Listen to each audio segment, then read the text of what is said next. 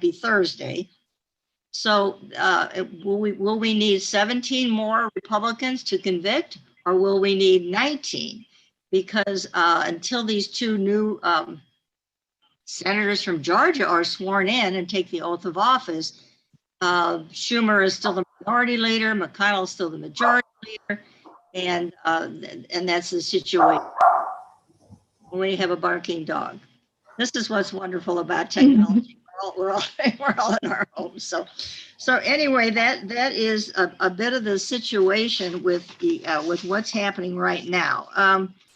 And Mr. Trump, I do hope we don't have to say his name too much longer. It would be nice if we didn't. It would be nice if he would be totally ignored by the media, but that's probably not going to happen. He was down at the wall today, bragging about these miles and miles of wall that he has built. And from everything I've heard and read about the wall that they are rushing, because I think that on January 20th, I think the contract will be canceled for those people who are building the wall right now. And I understand they're going through very sensitive, environmentally sensitive areas, building this latest stretch of it. But anyway, that's where our president was today, and he still is our president. And he was not contrite. Not only was he not contrite, he was saying how appropriate his talk was on the ellipse before he urged everyone to go to the Capitol, march on the Capitol. Just this past Wednesday, it hasn't even been a week. So we will see what happens there. Now it's interesting that he's lost his Twitter and Facebook and other medias. I understand the company that was processing the credit card charges that were going into his campaign has said they won't do that anymore. So they cut off a lot of their donations, although I understand he's raised already $200 to $300 million since the election. So many large corporations have denounced him, and we've all probably heard the list. So it's going to be interesting to see our own Senator Hawley and what will happen with him. He and Cruz were the two absolute worst in terms of holding up the certification that was supposed to happen last Wednesday, and holding up that and going and objecting to the vote count in Arizona and the vote count in Pennsylvania. And I think this whole thing is almost like this deluge of new developments and things happening have almost made us forget, not really, about the president's phone call to the Secretary of State in Georgia just last Saturday, week ago Saturday. And if that in itself was pretty much treasonous. He is literally asking the Secretary of State in the state of Georgia, hey, just go out there and find, 10,980 votes or 790 votes for me, and then we'll turn over Georgia's election. Just go out there and find the votes. So one thing this Trump has been is careful. He'll say something and then he'll kind of back it up just a little bit that makes his lawyers happy. And he's shrewd that way. And perhaps he was shrewd enough in his remarks before the riot last Wednesday to have avoided real sedition. I am not an attorney. We do have some attorneys with us, I know, this afternoon, this evening. But sedition, I keep repeatedly hearing, is extremely, extremely difficult to prove in a lawsuit or in a charge.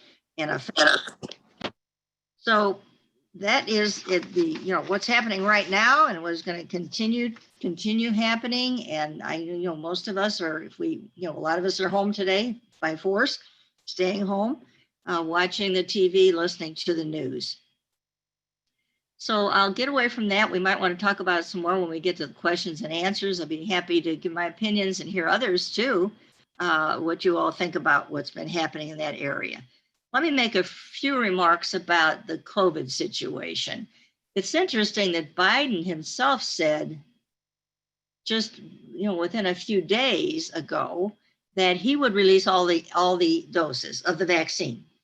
And then Today, the CDC, no, it was Azar. It was the Secretary of Health and Human Services who said that they were going to do that. The United States has about 4.5% of the world's population. We have suffered up to 25% of the world's deaths and cases. It is absolutely appalling, extraordinary, sad, beyond belief. The whole pandemic has been handled so badly. Here we are, the most powerful, advanced nation on earth with the best healthcare system, if you can afford it, if you can afford insurance. And we've just failed so abysmally, and mostly because of Trump and his administration and the sycophants around him. So Biden, and of course the vaccine, was it 22 million people, look it up on your thing, 22 million doses ready to go out. But they were holding back half of it for the second dose. With Pfizer, it's in 21 days. With Moderna, it's in 28 days. So they were holding these back, plus another 5 million in reserve for whatever purpose. So now Azar, Health and Human Services, is saying, get them out there, get those doses out there. And a lot of us, certainly myself, are in a category where we should be able to be getting shots in the arm.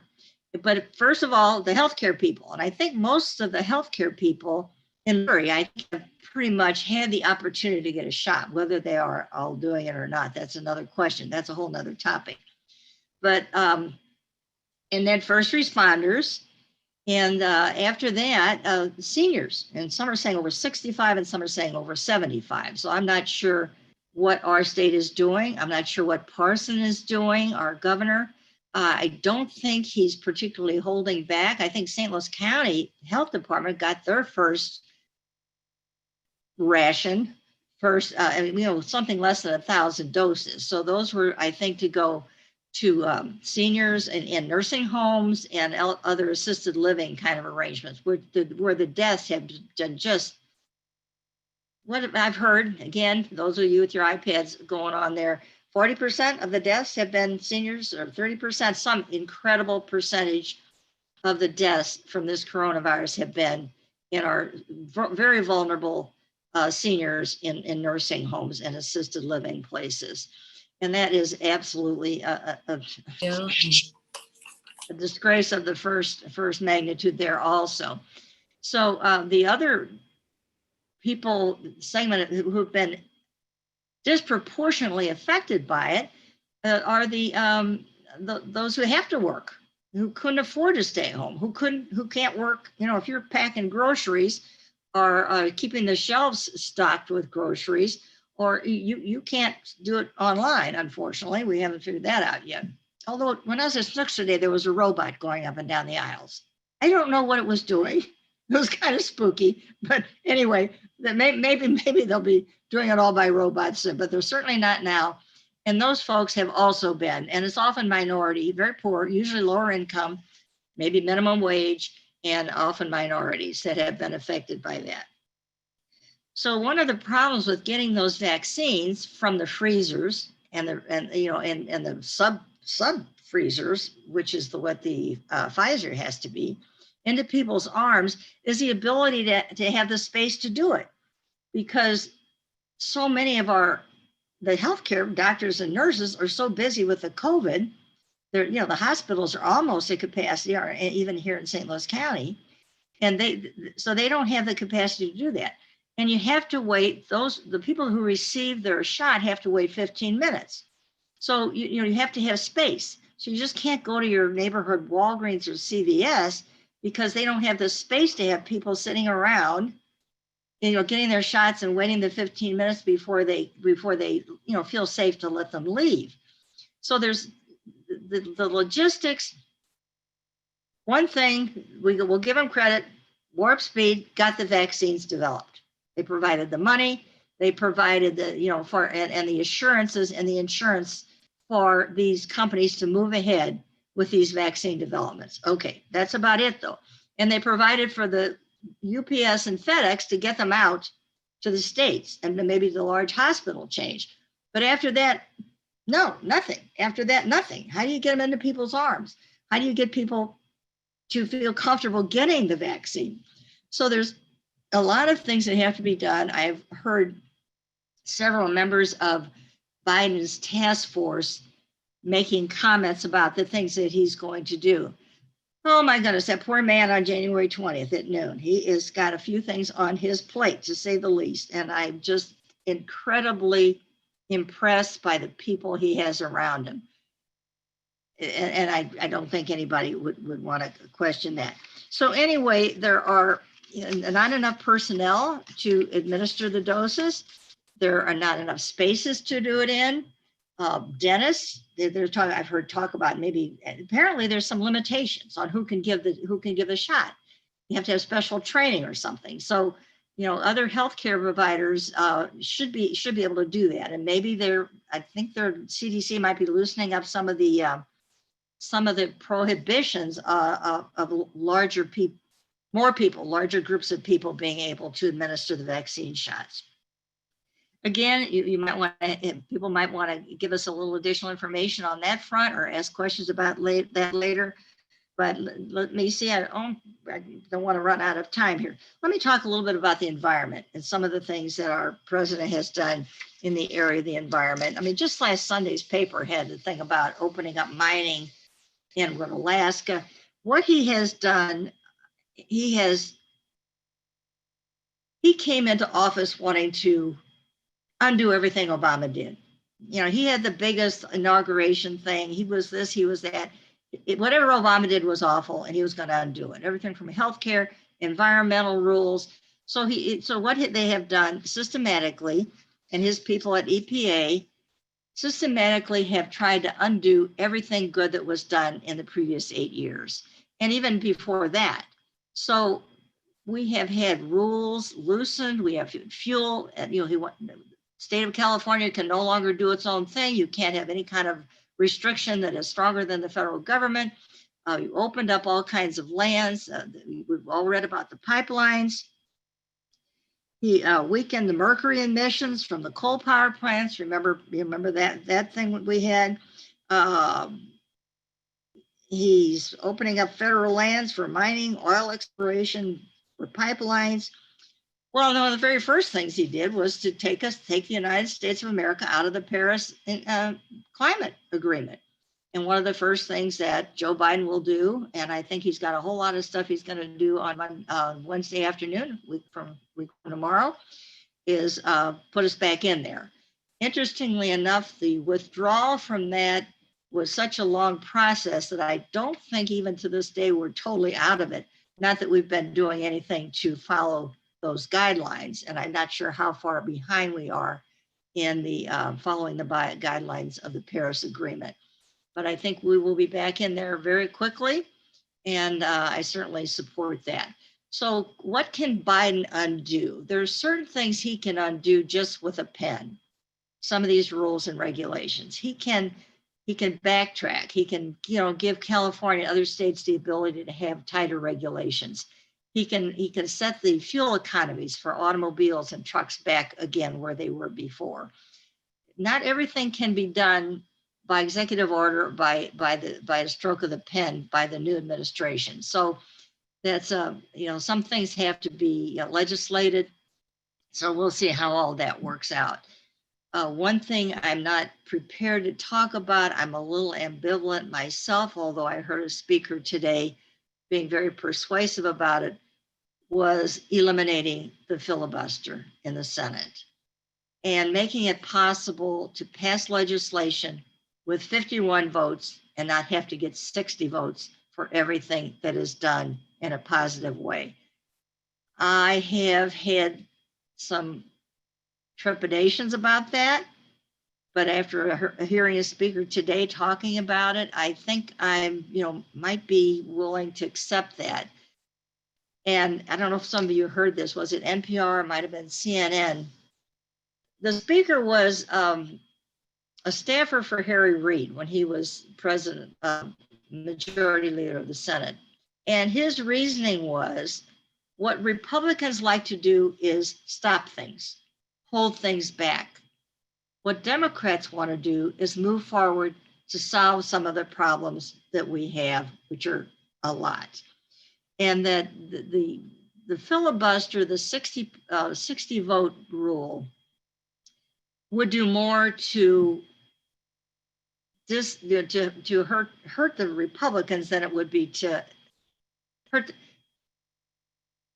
Anyway, the opposite way. It would not be as much harm to Democrats trying to pass new legislation as it would be to those trying. Now, get your head around that, and I'm not 100% sure I've got it myself. So, all right, I said I'd talk about the environment. Let me make a few comments about immigration and then education, and then we'll open it up for questions and comments. And I'm certainly hoping to hear some of you. I know you're all pay a lot of attention and are well read and know a lot about all these topics, more than I do about a lot of them, I expect.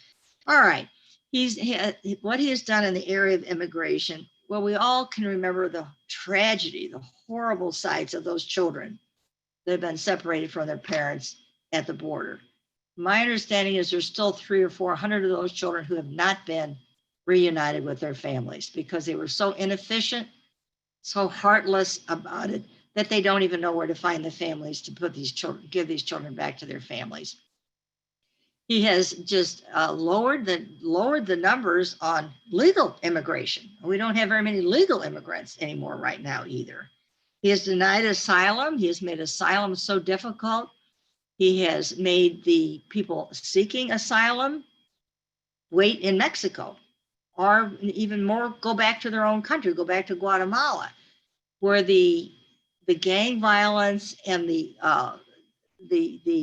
threats to families, and especially women and children, if they don't do what the gangs say, make it very, very, very, very dangerous back in some of these Central American countries, and even in parts of Mexico where the cartels are so influential. So we have the wall going up, still going up, I think, until the 20th, at which point I think they'll try to break that contract.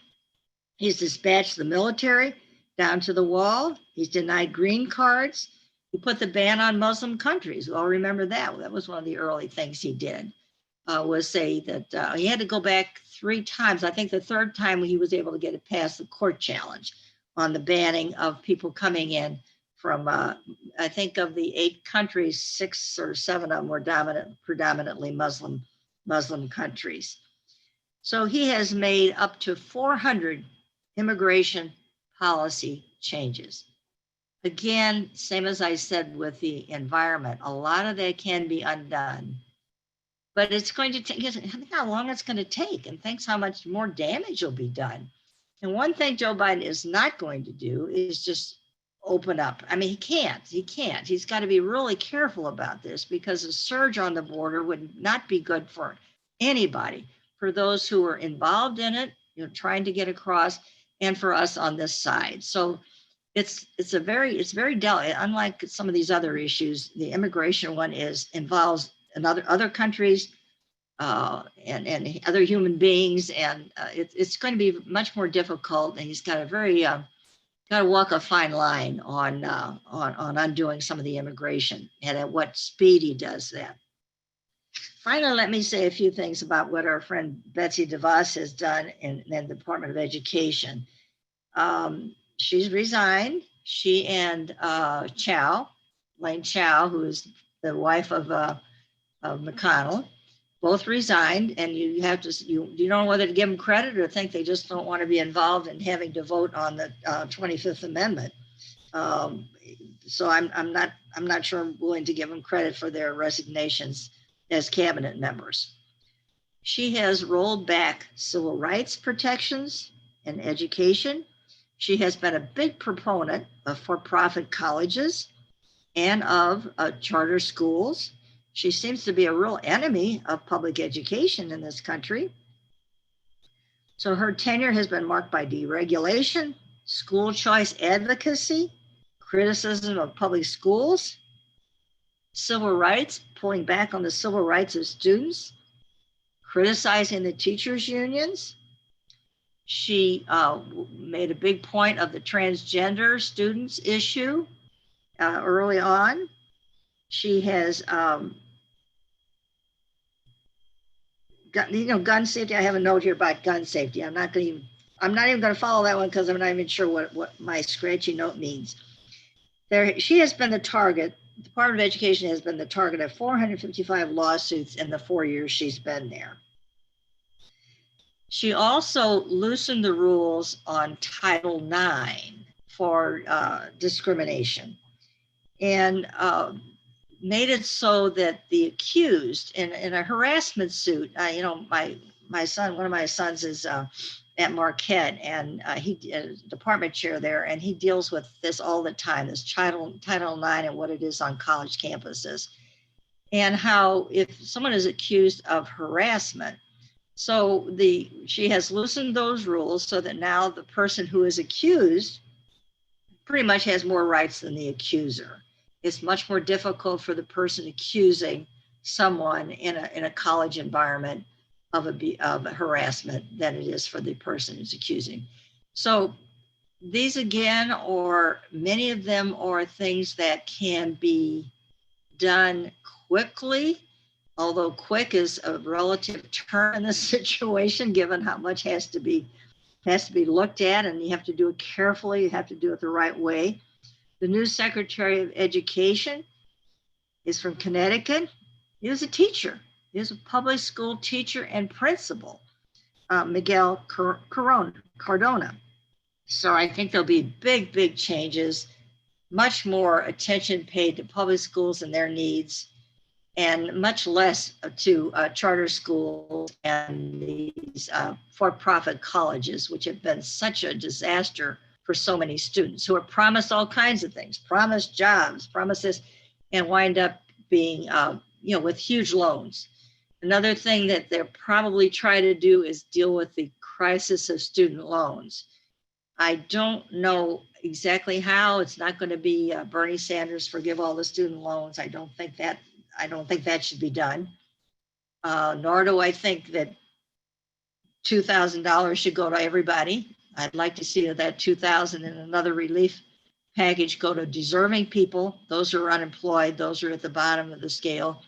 I don't think I should get it, and I expect a whole lot of us might feel the same way, that it should probably go to more deserving people.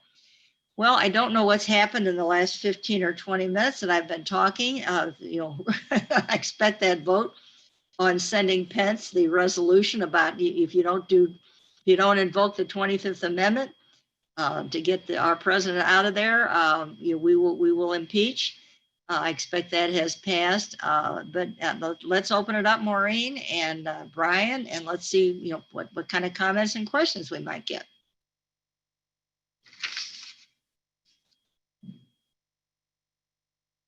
Maureen, we're not hearing you. You don't look like she doesn't look like she's muted, but we're not getting her voice.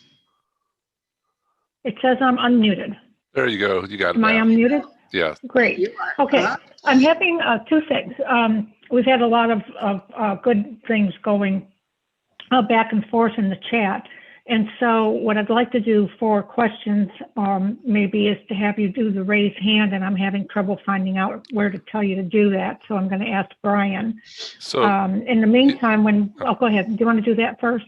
Well, just the reactions down below, it's kind of been moved around a couple different versions, and you may not have the same version I do, but it is below. There's a row of emoticons, and then a yes, no, slower, faster kind of thing, and then that might be just mine. And then raise hand is right below that.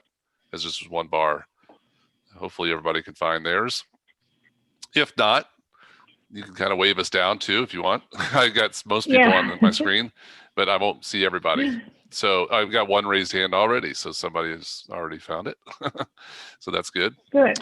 Before, I did want to let Joan know that I got an alert that Pence will not invoke the 25th Amendment. So I guess it's going to be full steam ahead on the impeachment. So we've got that settled.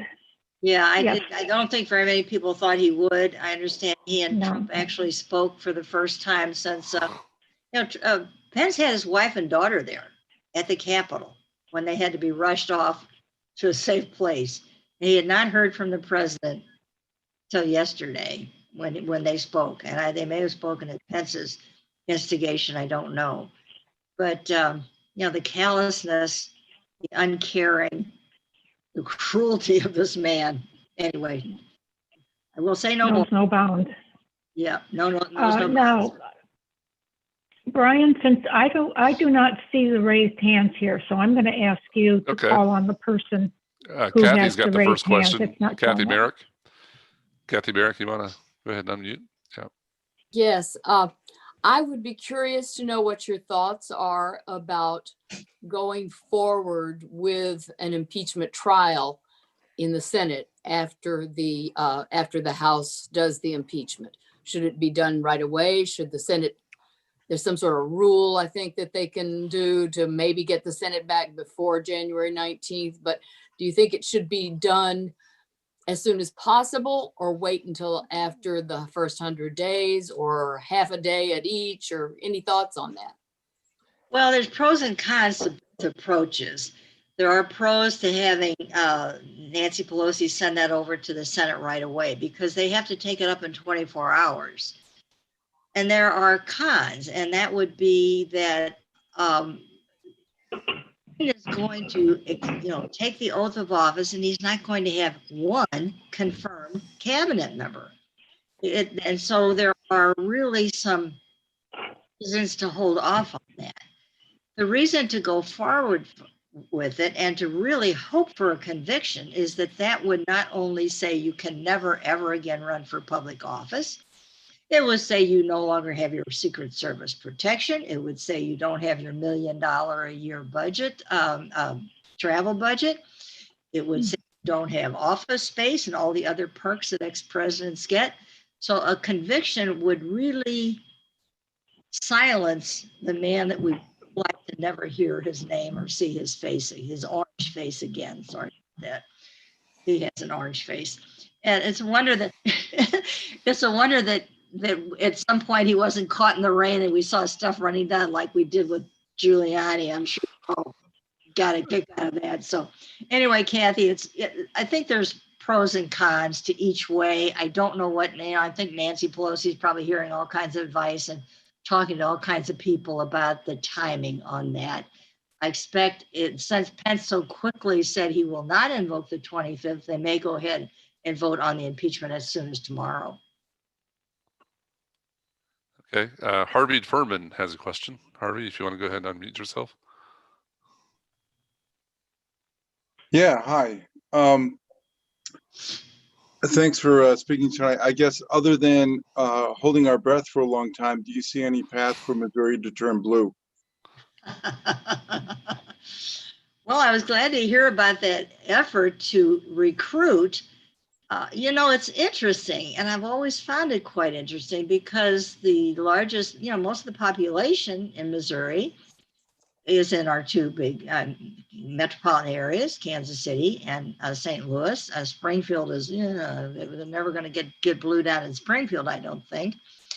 But I certainly don't see that happening anytime soon, Harvey. I hope that the new candidates are recruited. It was this past election, other than Joe Biden getting elected and Kamala Harris, was a real disappointment. Look at our own Ann Wagner being reelected, and I think we had one of the best candidates we'll ever have to run against her. And these folks who have been yelling fraud, elections are rigged and everything.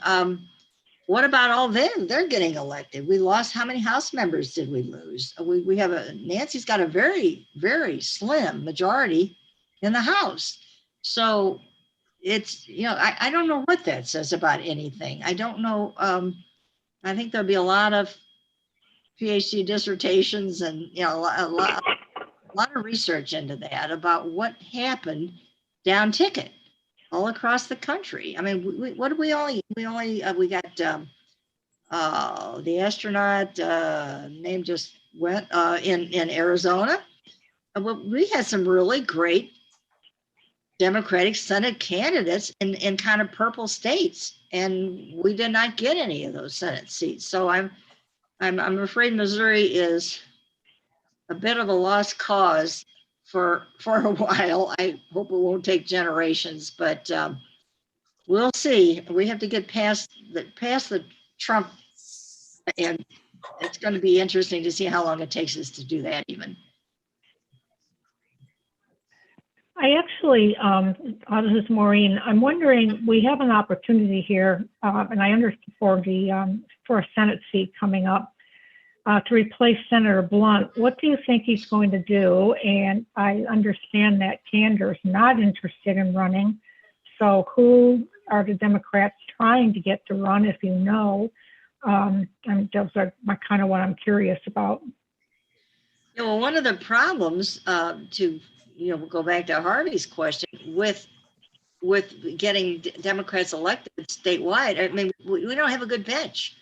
We don't have a lot of really prominent Democrats out there serving lesser roles, or even in the state Senate or House with any kind of name recognition. You've got to have a bench. You've got to have the people who are being trained and get some national recognition and some issue recognition to run these races, and we really are lacking in that. And so that makes it even more difficult to win any of these statewide races. And so, yeah, that's even another reason why we need good candidates, and we need to be. I say that as someone who had never. The only thing I'd been was elected was the committee woman when I ran for Congress, but you saw how brief my term was, and I won by 52 votes it was on the election night, and it was 54 after if they recounted. And I was running against a pretty weak weekend candidate. Jack Biegner had made some serious mistakes. So anyway, yeah, we need a bench. We don't have it at the moment, and I'm not sure how we're going to get it. Anybody we're looking at here, right? Want to go run for something, and you need money. I'm sorry, you need money. You just need a lot of money, and you need to be willing to pay your own, put your own money in, because it's just gotten to be a very, very expensive operation. And unfortunately, it truly is. I don't know there's anyone in the House or Senate these days. I mean, there's very few that aren't millionaires. So yes, so bad news all around on that, I'm afraid.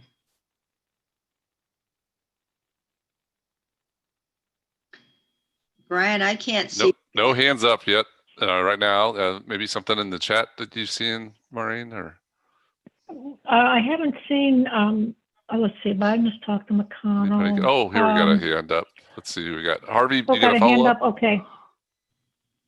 Yeah, I have another question. Do you care to comment on the upcoming redistricting? Well, for the legislature, that was we're not going to do that, right? Yeah, that was when we had the Clean Missouri, and now no longer it was clean, and the wording was so awful on the ballot measure that the people in Missouri have said, no, they're just going to let the old process go back again. I do not, the census has not been reported yet. That's a whole nother area. You can't totally blame it on the federal government, because the pandemic is the principal reason why the census has been so delayed and so done so poorly. But I think the congressional redistricting is done in a very partisan way. The Missouri legislative redistricting will be done in a very partisan way again. And so we'll have very, very, all the Democrats will be stuffed into one or two districts, and the Republicans will be able to, draw lines so that they can still continue with their dominance in Missouri's delegation to the Congress. And somebody mentioned Roy Blunt before. He actually made the comment that, and this reminded me of Susan Collins making the comment, oh, well, Trump's learned his lesson. I don't think so. And you certainly didn't learn his lesson just by what he was saying today. And absolutely no no sign of backing off, still claiming that the impeachment will be, Joe Biden will be impeached because they'll still find all these votes somewhere. And, I have often, I digress just for a minute here. What I would like to do with some people I know and others to say, okay, let's rig an election. This is an exercise. Let's sit down and rig an election. You have, let's say you have a year, maybe you have 2 years. You've got 2 years in unlimited funds. How do you rig an election in the United States of America? Okay, so we'll just say we don't need all 50 states. We only need to do it in about 8 or 10 states. Okay.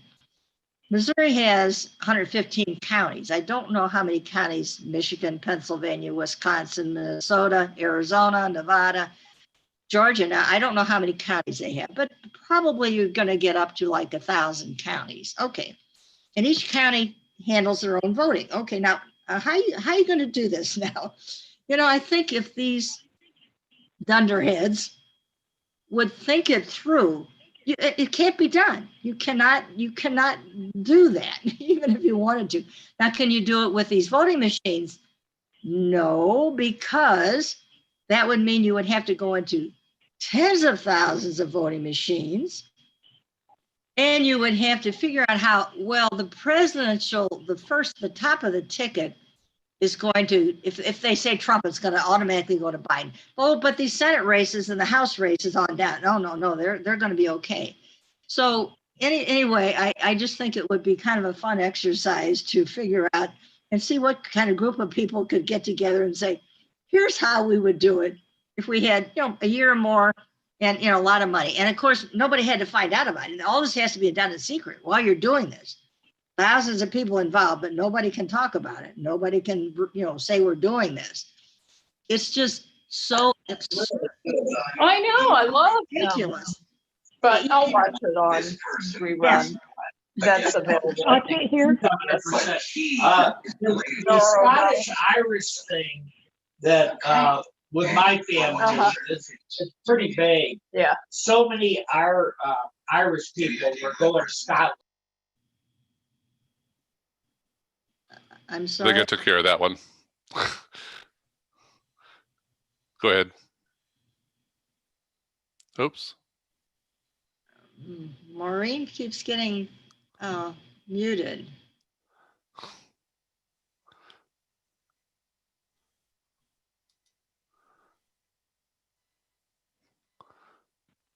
All right, Maureen. Okay, I'm There back. you go. I couldn't understand who was speaking and I could not understand the speaker. So Yeah. is this person wanting to identify themselves and ask a question? I believe somebody slipped and hit their and unmuted themselves, but I think I got them. Okay. So All use right. the raised hand if you can, and let's see where we go from here. I guess while we're waiting for somebody, Joan, what do you think he can do in his final days that he hasn't done already? What do you think the worst case scenario is? Well, I'm sure there'll be more pardons. I'm sure there's lots of pardons sitting on, waiting for his signature. And whether he will pardon himself or his family members, that's another question. He was advised by what? 2 people, Cipollone and Barr, not to pardon himself. So that's an area that he can do. Now, what greater evil can he do leading up to the inauguration? Will he be out there encouraging people to come back? I understand the perimeter is getting wider and wider, the perimeter around the Capitol and in Washington, trying to, and it could be up to 15,000 National Guard troops there, as well as the police and force. I mean, the whole thought, the whole reality of what happened last Wednesday in Washington at the Capitol is just, it's just heartbreaking when you think about those Capitol police that were there. Nice pen I kept. We have I don't know if people have questions or not. Anyway, Sorry. yeah, Maureen, what can he still do? He still has a lot of power. He's still president of the United States. Yeah. Terry is prepared to stop him if he wanted to do anything in that area or foreign policy. Good question. And he, he's still got a lot of power. He could still do things. He'll continue to say that he. Skeetericious, Mr. Skeeterman, little Paul.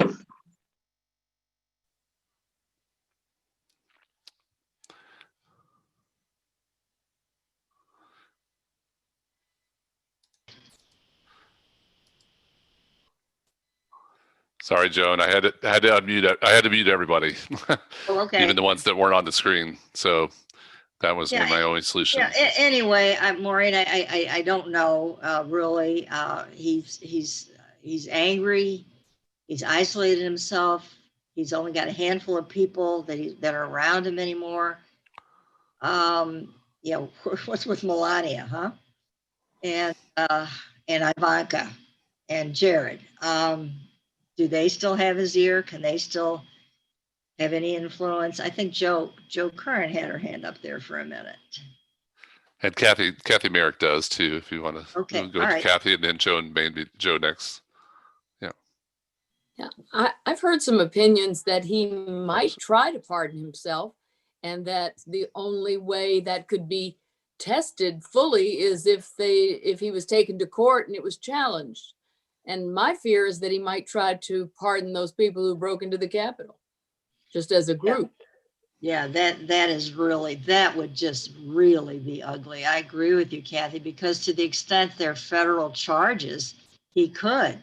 Now he's not going to be a happy camper once he's out of there. I think that's one of the reasons he's holding on so tightly beyond all possibilities, is that he's in so much trouble in state courts, especially in New York, that he's in a lot of trouble there. He cannot pardon himself in a state court, but he certainly can.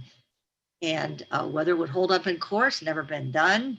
The wording is very not ambiguous so much as just not there in the Constitution about the pardoning power of the president. But yeah, wouldn't that be ugly if he gave a pardon to individuals? I mean, they're finding out there were some, they think there might have been insiders, police who were insiders that were, where did they, I was only there 2 years. I got lost in those damn tunnels so often you can't even imagine. I hope they have better signage now than they had when I was there that long ago.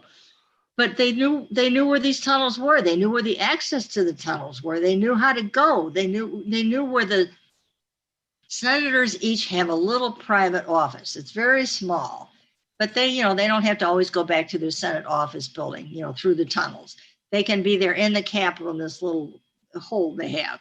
And they knew where those were. They were not, they have no signs on the doors. There's no way to know that. So there had to be some inside information going on, which is just disgusting and scary and just awful. Yeah, what can I say? Sue McCool, just one comment on that is the one reporting I saw is that when he was told that he could not pardon himself, he said, well, that's fine. Then I'm not pardoning anybody. If I can't pardon myself, then I'm not going to pardon anybody. And Sue, you have a question? Sue's upside down. Yeah, Sue's upside down. right, Jessica just, I'm sorry. Nancy, you want to go ahead and ask yours, Nancy, and then we'll go to Sue?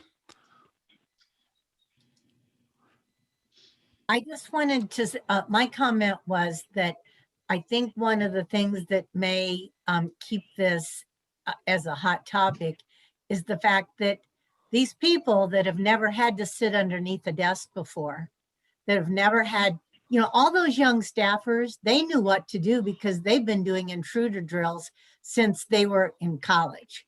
So all those kids, those interns and those young kids, they all knew to get under the tables and shut the doors and all the things they've been doing with intruder drills. But those people that are my age or 50 haven't done that. And I think if it were me, I would be so mad and that my life was put in danger, that I don't think party will be, I gotta think that there have gotta be some people that party won't be the primary. It will be the fact that I got drugged through a hallway and I had to use crutches and hide in. Mr. Grassley, for one, I mean, I can't imagine what it was like for him. So anyway, that's my hope. I'm kind of an optimistic person. Well, We Nancy need to and, hear some optimism. Nancy, remember that at least three Democrats have tested positive for COVID because they were Yeah. crammed into this row with Republican colleagues who refused to put masks on. Some of you might have seen the tape that I saw where there was someone there handing out masks. Now, handing out a mask when you're crammed for a couple of hours in a tight space might not be sufficient, but the fact that they were so rude, so thoughtless to their fellow members of Congress that they wouldn't even put on a mask. I mean, you run out of adjectives. What are you going to say? I mean, you just run out of adjectives here. Sue, you want to go ahead and then Dennis? Sure. Go ahead. A comment first. I feel like over the past 4 years, we have normalized no leadership at the national level. We don't hear from the national level. We don't have any guidance from them. And that is not normal, but it has been normalized. That's my comment. And my question is, who is leading the Justice Department right now? Bill Barr resigned, what, a week ago? 2 weeks ago? And we don't know who's leading justice. Well, there is an acting attorney general whose name has escaped me at the moment. Someone can tell us that. But they have been very, very absent. The head of the FBI, where have they been? The press conference that took place today was the acting U.S. attorney for the District of Columbia. Really? I mean, where's the head of the FBI talking about all this? I mean, almost a week later, and also the acting attorney general. It's, again, you run out of adjectives. What can you say? Yeah. And the other thing, Sue, that I think in terms of normalizing it, with how many people die every day, how have we normalized this amount of death? Yeah. It's like a 9/11 every day. And we just like, oh, okay, another 3,500 people died today from COVID. It's, what can I say? I think I'm next. With Senator Hawley, other than the wrath of voters, which she could experience, but not till 4 years from now, what are the potential impacts about what can be done with Senator Hawley and the tradition which he practiced with his efforts? Unfortunately, to expel a member of Congress, it takes a 2/3 vote. So that won't happen, even though it might be the best thing to happen. How will his colleagues treat him? Will he be a hero to some of them? What will his committee assignments be? Will he still be out there like, running for president in 2024 after all this? Has he been a bit chastened? Is his ego too monumental that he isn't even embarrassed by what he did? And Ted Cruz, I think we could say the same things about Ted Cruz. So I don't know, Dennis. It'll be interesting to see. He certainly got lambasted in both of the metropolitan areas of the state of Missouri. Have we heard our governor say anything? Have we heard the other senator in Missouri say anything? Have we heard any of the Republican congresspersons from Missouri say anything about Josh Hawley and his seditious activities? Just Cori Bush. Yes, isn't she interesting? Are you talking about someone getting out there and putting their, yes, she's proving to be just absolutely 180 degrees from both Clays, really, from both Lacey and his dad. Joan, just to follow up on that, take a personal privilege there. What do you think about the idea is that McConnell, others that are now coming forward are speaking because of money. The corporations are speaking out to their people that they've donated to and say they're getting too much pressure from their customers, really. And therefore, they're backing off donations to the insurrectionists like Hawley and others. Simon Schuster, of course, backed out of their book deal. The PGA is backed out of supporting Trump's PGA championship. All kinds of because of the corporations. Same thing that happened with the Washington Redskins, and I won't go on and on. The Washington Redskins name lasted all those years, but until FedEx got all the pressure, I think, from customers to go after it, money speaks is what I'm trying to get at. And do you think that's a big part of this, and that they can't run a campaign in 2 years if they can't raise the money? I agree with you, Brian. A big part of it, I'm not sure, but it's certainly a part of it, and maybe a big part. The senators have 6 years to raise money, and they, believe me, raising money from the first day they're there. Members of Congress, if you're in a competitive district, unfortunately, is very, very many too few of the competitive districts, but you're right, you've got to run every 2 years. So yeah, it's yeah, you're right. That definitely will have an influence on them. The National Association of Manufacturers was one of the very first to come out, and they really, they have a constituency, they have members, they don't really have customers, but it was interesting because they're very Republican. We don't want regulations. We want we want assurance from liability that we will have no liability, anything we do wrong. I mean, they've got a lot of the really issues that were on the wrong. Most Democrats are on the other side of their issues. Same way at the Chamber of Commerce, but it is a part, definitely a big part. Yeah. And do you think it's a viable tactic of ours to dig into the ethics reports of those who have donated to these candidates and then making them as public as possible on social media and otherwise? Well, yeah, I guess it could be. Somebody was asking for a donation to be returned. Yeah. Forget which. Hallmark. Yeah. Okay. Yeah. That'll be interesting to see if that happens, but I don't know, you can get it back. Dennis?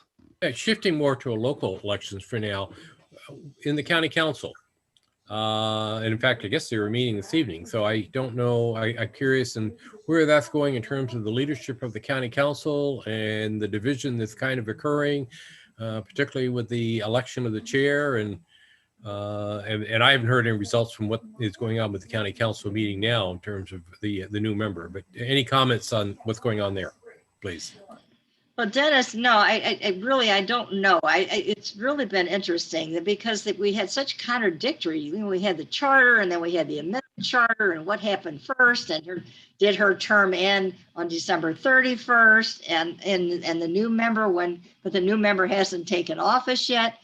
It was really a confused, and the county council County Councilor Beth Orwick, who ruled that they could have their vote. Now, well, yeah, you're right. Maybe it's been overturned tonight as we speak. I don't know, but it's really sad that what's going on the County Council. Sam Page walked into an absolutely appalling situation on the retirement or resignation of Steve Stenger, and he walked into a real mess of stuff to clean up from Stenger. And then there was a flood, and then, he's barely gotten that all taken care of. And then we had the pandemic. So, his challenges pale in comparison to what Joe Biden is walking into next week, but he has not had an easy time. And unfortunately, there have been a couple council members who have his own party, who have been against him, working against him, and it's really too bad because and in fact I can only think of one reason why county council members should even be partisan. What reason are they Democrats and Republicans? I mean, they're not dealing with immigration or abortion or big policies like that, the social issues, guns. They aren't. And why is it a partisan role? As I said, the only thing I can think of why it should be partisan is the fact that when there was a majority on the county council, Democratic majority on the county council, when Stenger did have to resign, and that's how Sam Page became county executive. So yeah, it really should not be a partisan office, and there just really aren't. I mean, even the development issues, which used to be kind of separate Democrats from Republicans, you know, how much development you can have and how much open land you have to have, you know, that kind of went by the wayside with all the way back to Buzz Westfall. We all remember him with great fondness. So, But we do have the debate over the public health issue as to whether the county executive and can issue these orders, and or whether the county council can essentially pass legislation that would override what the county executive is doing in terms of public health. So, and that tends to be a partisan issue. you're right about that. And that was really but two courts now. He's been out. What Page has done has been upheld by two courts, and well, the restaurants, you know, when they sued him. So, but we do have limited indoor dining now in St. Louis County. So hopefully we'll be able to continue with that, and people will continue to be sensible about social distancing and wearing their masks and being thoughtful about other people if you're not about yourself. John, Edward Rich in the audience had brought up a question in the chat. What about recalling Josh Hawley? I thought I heard we can't do that. Maybe you can give us some insight as to what we can do about Josh Hawley. It would take us 67 other senators to do that. So it's kind of hard. And the same with the House. Takes a 2/3 majority in the House or the Senate to expel a member of their own. Can they be sent? So we can't do it. No, we can't do it as the people of Missouri. No, I don't have any recall provision in the state. Oh boy, again, I'm not a lawyer, or certainly not that familiar with the Missouri Constitution, but I think we probably would have heard about in the last few days if that were there, Maureen. Only works for state offices, you know, like governor, executive. Yeah. Thanks, Brian. Yeah. Well, I'm pretty sure that's the case. Yeah.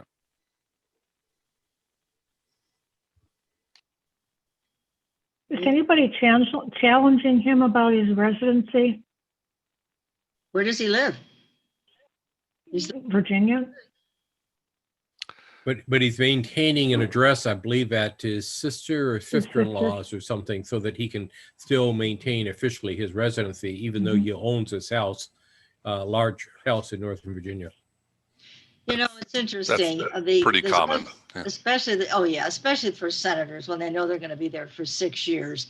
They have to make a decision, and you have to make a decision. In my case, it wasn't a decision because my kids were pretty much grown. But when you have young children, you have to figure, okay, you know, where are they going to play sports? Where are they going to, you know, when can dad even see them? So the fact that most of them, especially the senators, do have their principal residence and spend most of their time in the district is not, or Virginia or Maryland, is not that surprising. It's just, especially if they're in Hawaii, California, Oregon, Washington State, it's just, I think sometimes Nancy Pelosi must be capable of time travel, because the fact that she gets back and forth between San Francisco and DC as often as she does is amazing. So it's doing it using your sister's address. Yeah, I guess that could be challenged in court, but I don't really see it particularly going anywhere. I mean, she could say, here's all the receipts for the rent he's paid me, you know, whatever,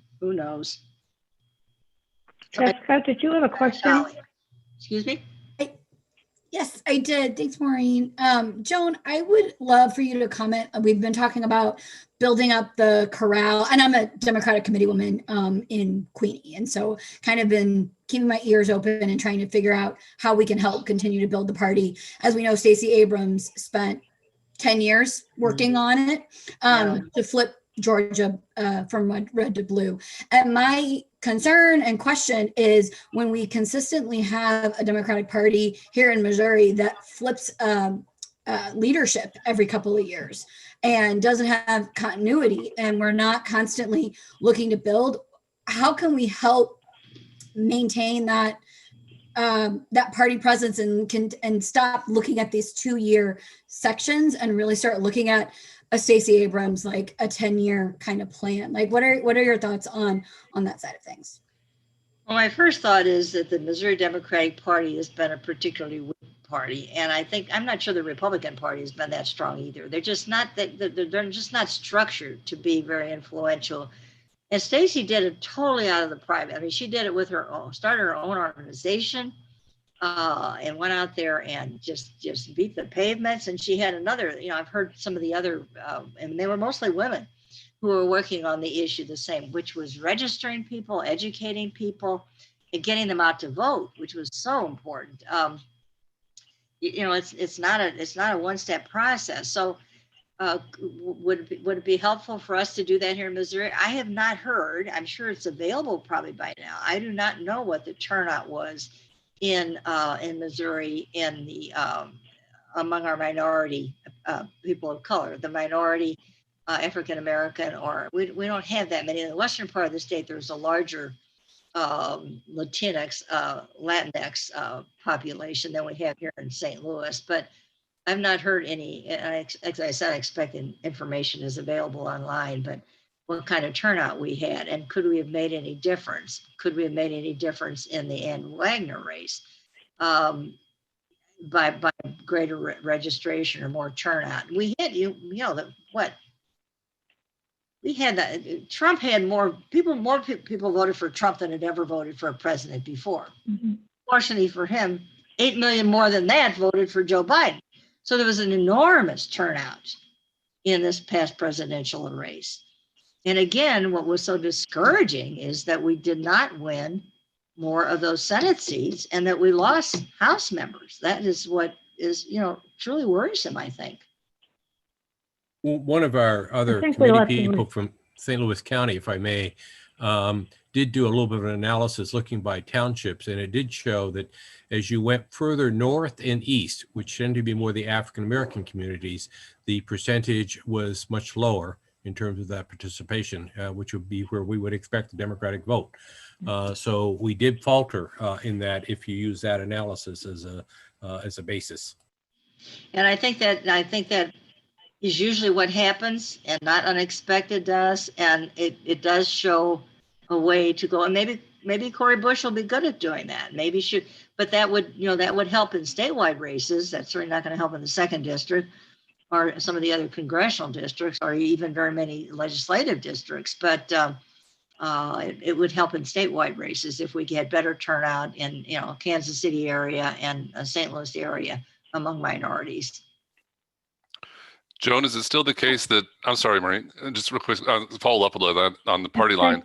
Is it still the case that the DNC chair is pretty much left to the president, if it's the same party, to designate or appoint or to make it happen, kingmaker? And what do you think of Stacey Abrams for DNC chair in that case? Well, that's interesting.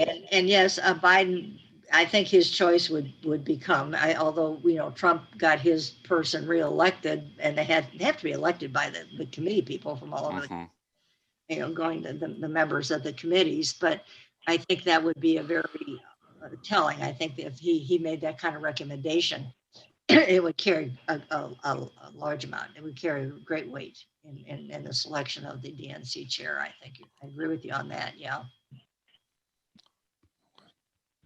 Okay, Maureen. I was going to mention that a lot is coming to speak to us in March, and he has definitely got an organization up and running for Take Back Missouri.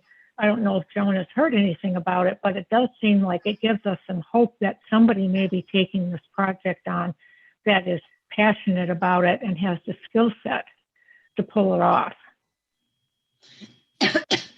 Yeah, I think that, I think, like we said, we got to build a bench. We got to get, people that are in partially, some visibility, some kind of knowledge of the issues, and know who they are.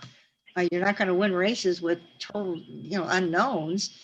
And you can't always buy that. It does help to have money, and that's another issue that's always difficult. for people running for public office these days.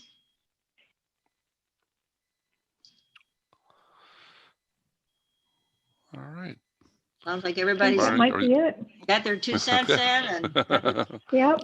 Well, it's been great to talk with you. It's almost like too bad we can't be around a couple of tables sipping some wine here and just having a conversation among friends, but that's what it felt like.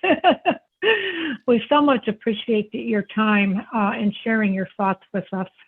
well, it's As been we- great as- fun. I've enjoyed it and enjoyed the questions and enjoyed seeing some old friends on the screen in front of me. And thank you for inviting me, Maureen. Great. Thank you. I guess we'll say goodbye. Thank you. Bye now. Good evening, everybody. Everybody stay Thanks, safe. everybody.